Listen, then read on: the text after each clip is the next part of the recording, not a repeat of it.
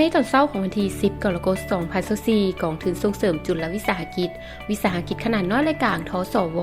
ได้จัดกองประชุมสมัยสามัญครั้งที่ 2 ปี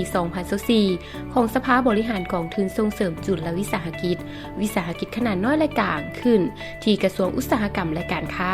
โดยการเป็นประธานของทานบุญเทิงดวงสวรรค์รองรัฐมนตรีกระทรวงอุตสาหกรรมและการค้ารองประธานสภาบริหารทสว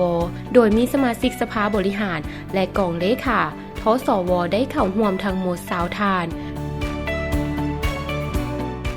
จุดประสงค์ของกองประชุมแมนเพื่อรายงานความคืบหน้าการจัดตั้งปฏิบัติผลของกองประชุมสมัยสามัญครั้งที่ 1 ผ่านมา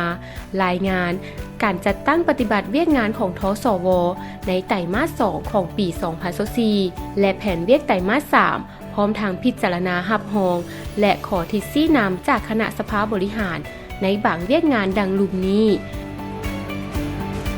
1. พิจารณารับรองการแต่งตั้งรองผู้อำนวยการทสวเพิ่ม1 ท่าน 2. พิจารณารับรองแผนดัดแก้งบประมาณ6 เดือนท้ายปี 2024บวกเงินประกอบของรัฐบาล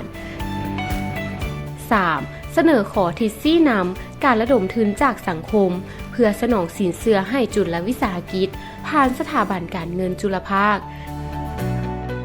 4. เสนอขอทิศชี้นำวิธีการสนองสินเชื่อบ่วงเงินประกอบทุนของรัฐบาลอัตราดอกเบี้ย 3% ต่อปีประจำปี 2024